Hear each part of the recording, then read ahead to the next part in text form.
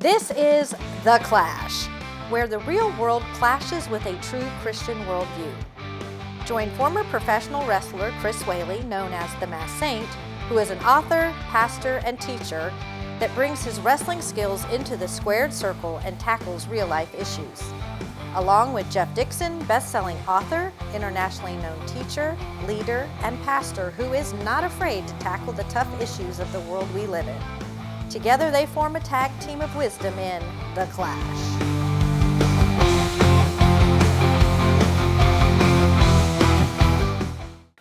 Hi, welcome to The Clash, where we take a Christian worldview, allow it to clash into the culture around us, and when we're done, maybe we will entertain you, enlighten you, educate just a little bit, and have some fun doing it. Oh, yeah. I'm Jeff. This is Chris. Yep. Chris, this is a sequel for us. Yeah. Because we were doing an episode on movie quotes, Right. and you wore your shirt. Yeah. Oh, yeah. And so, Yep. you know. I speak fluent movie quotes. And we decided, since you were wearing that outfit, we still had more quotes. Yeah. And so we're quoting movies and making some spiritual points, and and we're sharing some of our favorite movie quotes. I know our audience has theirs, Right. and so we're going to try that again and see if it works. Okay. So here's the deal: if you liked the first episode, then you'll love this one. And if the first episode didn't work for you, give it a shot. Maybe we'll come up with some better quotes this time that do resonate with you. Yeah. Because, well, that's what we got. So that's what we're getting ready to do. Can't change it now. Can't change it now. Too late. We're committed. So because we're committed, you commit to watching this commercial, and then we'll be back in just a couple of minutes. In the Bible, the church is called the body of Christ. Hopefully, you have a place that you call home when it comes to church, and hopefully you attend there, and hopefully you find a connection with other people. But also, we live in a world where we are connected digitally. And online, you're more than welcome to come visit the church at 434. That's where Chris Whaley and I are part of that staff. The website, touchandchange.net, touchandchange.net. Use the QR code to get there. You'll find all sorts of resources that will help you in your journey of faith. We look forward to seeing you at the church at 434. Hi, welcome back. This is probably the second of the most quotable episodes we've ever had because we're not using our quotes. We're using quotes that are known because they were used in movies that resonate and have kind of lived on beyond the film even, where people remember them. And so last time we just kind of went back and forth. Let's do the same this time. If there's a spiritual dynamic to it, or I mean, for us, the criteria is the quote resonated with us for whatever reason. Now, I don't know, Jeff, if a lot of our audience is like me. I don't know if you do. Is there a movie that you have watched? What is the one movie that you've watched probably more than any other movie? Is there one? There's a couple of them, I think. Yeah. I've watched the original Rocky so many times that you know, I mean, I anticipate the scenes that are coming. You know, I have probably watched Christmas Vacation. Yeah. More than any film ever in my lifetime. I can quote Cousin Eddie. Oh my goodness! And if I'm you know sitting there with a clicker and all of a sudden I just happen to come across it, I stop. Yeah. You know, and I'll watch it. I mean, I watch the whole thing, but man, it gets me for 15 minutes. Yeah. I mean, it is a great time sucker. Yeah. I just get drawn into it again. I think that's how we come up with our quotes all the time. Is we watch those things over and over again just to hear certain lines. And it's easier than it used to be. We used to have to pay money, plunk money down, walk into a theater, and you hear a quote, and you walk out the door, and I think that's one of the reasons they get misquoted so often, right? Yeah. Because you just remember the hook of the quote. Right. You know, but now, gosh, because of the streaming media that, of course, we all get to take advantage of, we can watch it over and over again. Over and over and over. Or just go to a highlight reel. Okay. You know, Well, I got one here for you. Okay. I didn't like this movie, but I remember the quote. The Dark Knight. Okay. You either die a hero or you live long enough to see yourself become the villain. Yeah. So, you know, what does that say to us? It tells us without integrity, without accountability, drift is inevitable. Yeah. So you got to stay on the path there. Now, you didn't like The Dark Knight? You didn't like the film? How come? I just didn't like it. Too dark. Yeah, pretty good. Well, wait a minute. Yeah. Batman. We ought to do a Batman episode at one point. Yeah. Because I remember the Adam West version and all the movies. yeah. I've seen them all. Yeah. So Batman's one of my favorite characters. But I'm with you, man. Those Chris Nolan dark. films were dark. I mean, they were really dark. It was. So okay, I got you. All Yeah. right. Okay.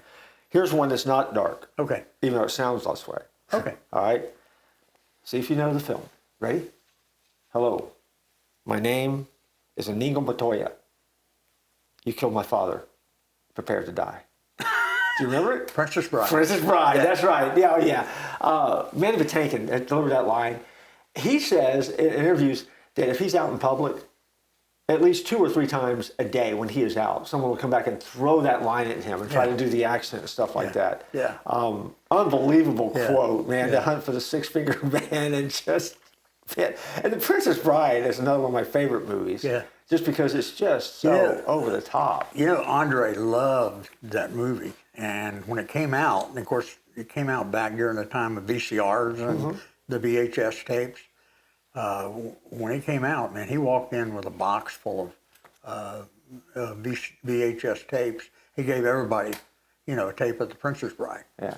Because I mean, he was real proud of that. Yeah. Well, he was great in it. Oh, he was great. He was fantastic in it. Yeah, he was great. Yeah. I love the movie. It's just just a Great. modern fairy tale. Yep. Rob Reiner does an amazing job directing it. Everybody in it was just, spot on perfect for the roles. Just spot on. And they did good. So that's one of my favorite quotes. Yep, it was one of mine. Just a fun movie. I love that. I did. I got one for you. Okay. Even the smallest person can change the course of the future. Where's that from? Lord of the Rings. Lord of the Rings. Fellowship of the Ring. Yeah. Yeah. That's a good quote. Yeah. Well, I wasn't crazy about the Lord of the Ring movies. Yeah. Some of them I have to fast forward because I just, this is terrible. I fast forward it. But, there's some good quotes in that too. Yeah. And I think Adam Sandler used a couple of them, didn't he? Oh, sure. Oh, hang on, Frodo, or something like that. He does, yeah. I'm. You're probably more of a Lord of the Rings fan than I am. I didn't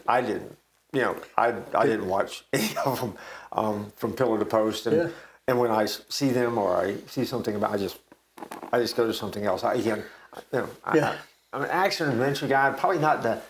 Probably fantasy films are probably not my favorite, and when it comes to Christian classics, I'm not really a classical guy. Yeah. But the quote is an awesome quote. I mean, there's a lot of quotes in this film. What does that say to us? Even the smallest person. Maybe I have no taste in films. Yeah. No. Even the smallest person can change the course of the future. Yeah. Think of that. Yeah. I mean, some small, they thought small people, but they changed some things. Yeah. I mean, it's same. See, I would have, I get the same vibe from Horton Hears a Who. Right, where Horton Hears a Who. So I mean, but the same thing. It doesn't matter how big, how small you are. Yeah. You make a difference. Yeah. I mean, so I love. I mean, the quote itself is a very powerful quote for me. Well, when I saw that movie and I heard that line in my second church, there was I'll never forget my first Sunday at that church. I gave an invitation, and there was this beautiful young blonde-headed girl that walked forward with her son. And you talk about one of the shyest people you'd ever want to meet. I mean, my hearing wasn't as bad then as it is now, but when she talked, I had to lean in because she was so quiet. And she worked at Publix. And I can't tell you how many times that people visit the church. I say, "Hey, how are you? Nice to meet you. How did you find out about our church?" "Well, I was in Publix, and this little girl there in Publix told me that she goes to church here, and she invited me and my wife, and so we came." And I knew exactly who they were talking about.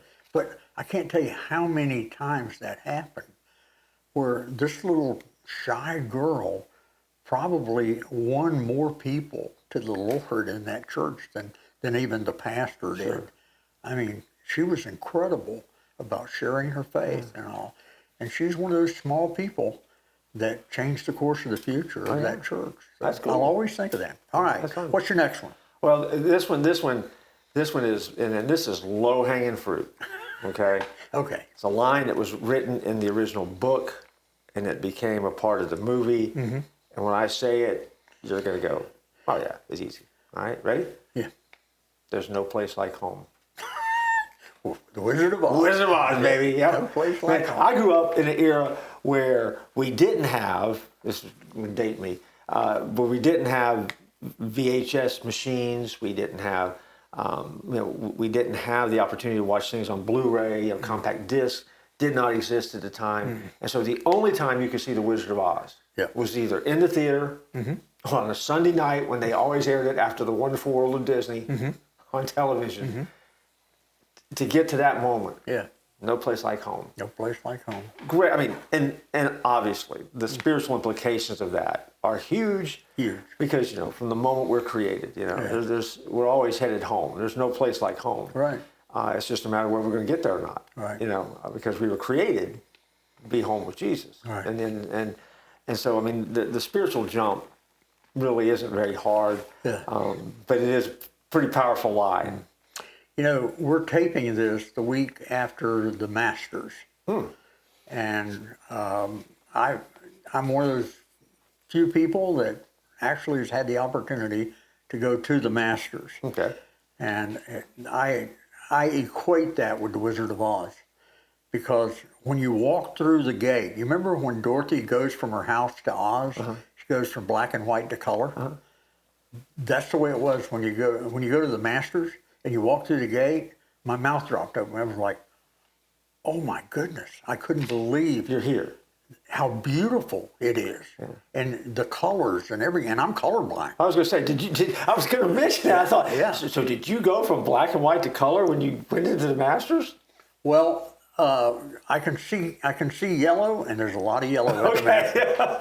A lot of yellow. I thought, I said, this is a miracle episode, man. This is something new. No, it was just so beautiful, and I always thought of that Dorothy walking from black and white to color, and it was a big deal. That's cool. So, but I love that line. There's no place like home. Yeah. Because how many times have you used that quote? Oh, endless. I mean, I have no idea anymore. Yep. Okay. What do you got? Well, I've got grandkids, so you know that I've watched The Lion King several times. And there's the line in there which says, "Remember who you are." Yeah. I used to tell my girls that before I ever watched The Lion King. I'd tell them whenever they go out of the house on a date, or they're just the two sisters going out for, to go to a movie or do something. I always said to them, I said, "Remember who you are. Remember whose daughter you are."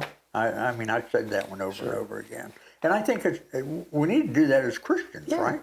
Yeah. Yeah. I agree. I'm a member of an HOA, and I have to remember who I am sometimes. Because of that HOA, I have to remember who I am. Yeah. All right. Well, and Lion King is one of those moments where, post-Walt, okay, that is Disney storytelling at its best. Oh, yeah. I mean, that film, even the live action version of it, is one that they did pretty well. I mean, it is, it just resonates in so many ways. And I mean, it's a gospel story in so many ways. And I don't know if you ever saw, which isn't a movie quote, but there's a quote coming out of it that I'm going to use. I don't know if you ever saw the Broadway version of it. Yeah, never. Oh my goodness. I mean, I wept at the Broadway version. I got to go to New York and see it on Broadway. It was fantastic. So big, so amazing. And they added, of course, music. And there's a song in there called "He Lives in You," where it's that moment where Simba's coming to grips with the fact that his dad still lives in him. And when I saw it the first time, my father had just recently passed away, so it really resonated with me. Oh yeah. But the spiritual dynamic of it is, when you become a follower of Jesus Christ, He lives in you, and how that changes everything. I mean, so when I saw that, I mean, I just broke. Yeah. In the theater, thinking, "Oh my gosh, this is phenomenal," and the song is so powerful. So again, Disney storytelling and those quotes and those lines live on. Yeah. Pretty amazing. So. Yeah, pretty amazing. Well, I've got one here. Attitude reflects leadership. Where's that from? Remember the Titans. Oh my gosh, I forgot about that. Yeah, I remember the Titans. Attitude. That was a great film. Leadership. Yeah. That was a Disney film, wasn't it? No. It wasn't? I don't think so. Huh. But I've watched every Denzel film there is. Of course, I love The Equalizer, you know. I use that sometimes whenever someone's looking into me to come speak, you know. I've got it on my page. It says, I was the equalizer before Denzel. Okay. Yeah. Gotcha. But I love the attitude reflects leadership. And it does. And it does. It really does. You are probably one of the premier people in America that does stuff on leadership. Matter of fact, you need somebody to speak on leadership. This is the guy. I have to pay But him we can now. talk about that for a long time. But we better go to a break. Yeah, we really do. So don't go anywhere. Take a break. We'll be back in just a few minutes. Hey, Chris, I was just doing my laundry, and look what I found. Oh my goodness! Look at that. The Clash. The Clash T-shirt. I love that. You know what makes it so special? Why? Well, because this is the Clash TV show. This is our logo. This came out of my laundry bucket. That means that these T-shirts are available for everybody to buy, and that means that when you need to do some shopping, that special gift. Think about it. Yep. You've been invited to a wedding. Right. You buy a wedding present for the bride and groom. Wow. Matching Clash T-shirts. How awesome! Every would that home be? needs that. You know, when they have a baby, what do you want to get the baby? A onesie. A onesie, a Clash onesie. You can get that as well. Right. If you're looking for that extra special gift for a loved one, Right. you can go to the Clash store and get a Clash journal. You can get Clash magnets. You can get Clash widgets and gadgets and keychains. All of that is available. All you have to do is visit the Clash store. We live in a great day, Jeff. We do. And perhaps the greatest store out there is the Clash store. So follow the QR code at the bottom of the screen. You can go to the Clash store and get stuff your very own. It'll make us happy. It'll make the show even better. And you can put on your Clash gear while you watch every single episode of The Clash. Absolutely. Welcome back. This is the second half, or the sequel to the sequel and the sequel episode, where we're throwing movie lines, if that makes any sense at all. And we're just going to kind of fire a few more here. We're kind of on a downhill run here. Yeah. We're going to have to wrap this whole topic up here in a little bit. But one of my all-time favorite films is where this line is found. Okay. Ready? Yeah. We're going to need a bigger boat. Jaws. Yeah, you're gonna need a bigger boat. When I say that line, I can look at Roy Schneider's face when he steps back after he has seen that shark, and I mean, you know, in the theater. I remember when I saw it in the theater first time. There was that jump factor when the shark comes out of the water, and then immediately laughter when he throws the line. I mean, to me, Spielberg in that moment, as a young director, man, he just hit a home run out of the park with that sequence, with the way he put it together. So powerful. We need a bigger boat. That was a great line. And we use that one in so many different ways too, right? I've used it, and I got another. You know, when Richard Dreyfuss says, who's the old guy on the boat? Clint? Yeah. When he says, Richard Dreyfuss says, that's a 20-footer, 25, 3 tons of him. You know, I love that line. Well, and that line, that catch line, also though, when they were making the film, it resonated with the crew. We need a bigger boat because everything went wrong. I mean, that film was, I don't know if you've seen the backstory on that, but the film was just miserable to make, and they were trying to do it on the cheap, and Spielberg was trying to push it through. He's a young director. So they would often throw, when something had gone wrong, we need a bigger boat. I mean, because it just wasn't working well. And so it really became the catchphrase for the film, and very much on purpose with everyone. Fun stuff. Well, I got one for you. Okay. This is Batman Begins. Another Batman quote. Why do we fall? So we can learn to pick ourselves up. That's good. That's spiritual. Yeah. That's it, man. How many times have you fallen? I've used that analogy before so many times in messages, and I've asked people. I said, which one of you, walked the first time you let go of the coffee table? No, that's part of life. Too many parents want to catch the kids before they fall. You gotta let them fall and get back up. Sure. Keep trying. That's some great analogy there. What's yours? Well, this probably reveals too much about me, but this line always resonated with me. It's just a flesh wound. What's that from? Monty Python. Oh my God. And it search for the Holy Grail, right? when the guy gets his arms and leg cut off, and he's still fighting, and the guy just there in this dialogue. It's just a flesh wound. Just a flesh wound. I mean, and he's like, your arms laying on his ground. I mean, it's just. It's that attitude that we have that no matter how bad it is, it's just not that bad. Yeah. Just throw a little dirt on it, rub it off, and go on with it. Yeah. There really are some spiritual implications to that. But at the end of the day, there is a moment where we have to come to grips with, we have to know when we are hurt and we need to slow down. And in other moments, we just need to keep pressing on. Yeah, you. This is the bad illustration of that. But it makes me laugh every time I saw it. Yeah. Almost as much as when the killer rabbits attack. But neither here nor there. It just The killer rabbit. it just again just a movie that was just funny to me. I got one for you. Okay. Show me the money. Oh my gosh, yeah, that's Jerry Maguire. Yeah. Yeah, show me the money. Why is that resonate?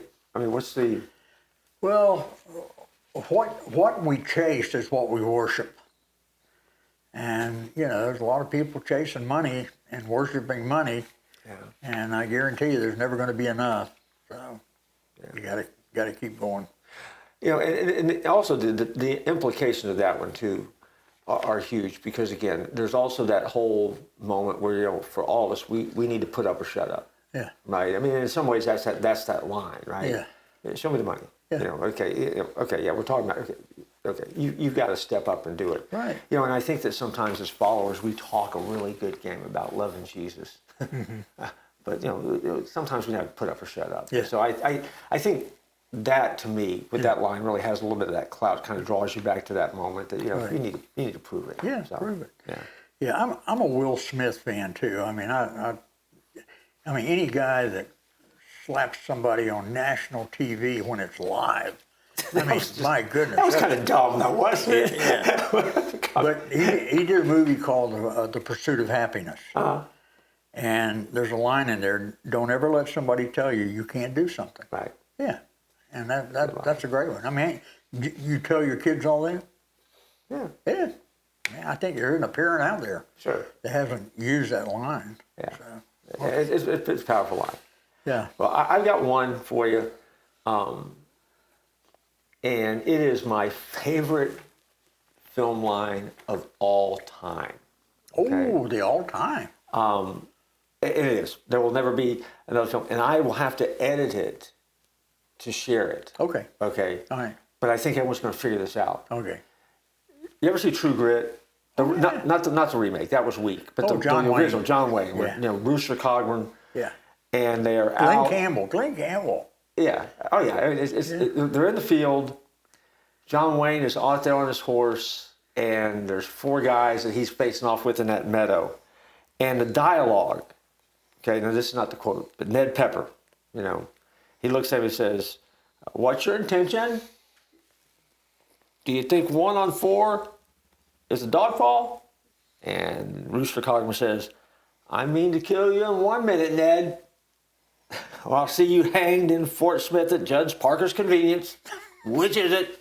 And of course, this is Robert Duvall, right? So, I mean, he looks back and he goes, I call that bold talk for a one-eyed fat man. And in that moment, the sequence that it sets up is John Wayne with one of the best facial reactions ever on camera, where he just kind of bows up, and then he throws a line that I will remember to my dying day. I saw this sitting in my dad's car at a drive-in theater, watching this film on the big screen, and I about came over the back seat watching this thing, where John Wayne is just like, he's had enough. He takes his rifle, flips it around in his hand, pulls his gun out, takes the reins, and puts him in his teeth as he throws the line, fill your hands, you son of a buck. Yeah. He doesn't say buck, just so you know. Yeah. But he says, and in that moment, he takes off on this epic, heroic charge across the meadow, firing at all 4 of these guys. that is like true grit at its finest. That is my favorite movie line of all time. I have the statue of John Wayne on that horse with the reins in his teeth that sits on my desk. I look at that every single day. Wow. Where it's just like he has had enough. Yep. He is going to war. Yep. And it doesn't matter what the odds are. Yep. You know, and to me, it inspires you, right? well, it does, because again, obviously the language is not what you would use. But, you know, there are some times that we just need to realize that, you know, we're just called to a moment. And we have to step into the moment and just do what needs to be done and go to war if we have to. Because, you know, we've done a pretty good job in the Christian faith of being namby-pamby and, being a little bit softer and being doormats. And I don't think we're called to do that. Jesus was tough, and Jesus would love you, but he also was honest with you. Yeah.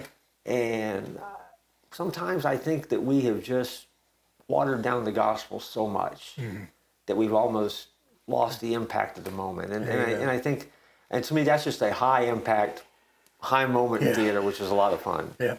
So. Well, this is probably our last one, and then you close it up. Okay. But if you build it, They will come. Yeah. Yeah. If you build Build it, a dream. build a dream. Kevin Costner. Yep. Yeah. That was Build it, they will come.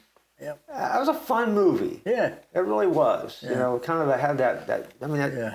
You know, it kind of wove a whole lot of different. You know, it was a sports movie, but a little bit of that fantasy movie. Yeah. And that inspiration, drew a little history in. You know, you're like, what? What is this? When you watched it. Who's the black guy in it? I love James Earl Jones. Yeah, James Earl Jones. Yeah. Love his voice. Oh yeah, he's great. Yeah, that was a good film. There's several good lines in there, but that was the one we all remember. Yeah, and I watched that film a few times because, again, the more I watched it, the more I liked it too. You know, it's because I think I was so unprepared. Yeah.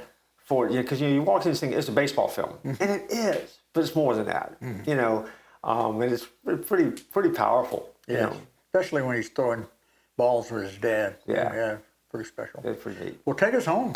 Well, you know, we've shared some movies that we liked, some quotes that we've liked. I'm sure we've hit some of our audience's favorite quotes. Had to have. Yeah, and I'm sure they got their own list, and they may think that we're just complete morons for what we watch and what we like and what resonates with us, and that's okay. You're entitled to do that. Yeah.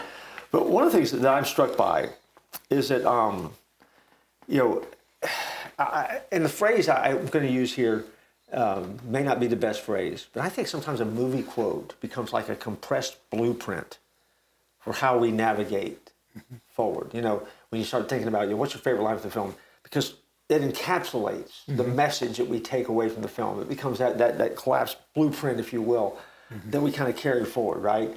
I mean, I think in the very first episode, you started with a great Rocky quote that is the stuff of posters and pictures and coffee mugs and stuff like that talks about, you keep getting back up, But I mean, that compressed the blueprint of that entire film, and I think in some ways, these quotes that we've done become what lives on and is that main idea that you take out of anything. Right. And I think when you wrapped up the first episode, you were talking about the fact that if people were to take your life and compress it down to one line, would that line point to Jesus? And, I mean, as flawed as we are, as flawed as our audience is, that's really what we all want. We want to make sure that our lives point back to Jesus. Right. And so nothing wrong with being quotable. I think it's more important to be memorable. But at the end of the day, we want people to remember Jesus, not us. Right. And if they can do that in any way, then we have gotten where we needed to be. Absolutely. And so, this has been fun. It's been good. And hopefully you've got your own list of movie quotes. Hopefully you've got those quotes that resonate with you. And I'm going to do something here that I've not ever done before. Oh, yeah, I'm waiting. Because I'm going to quote one of my favorite authors and television hosts. And I'm going to look at you and say, we love you. Thanks for watching us. And I'm going to quote the memorable Chris Whaley and say, don't tap out.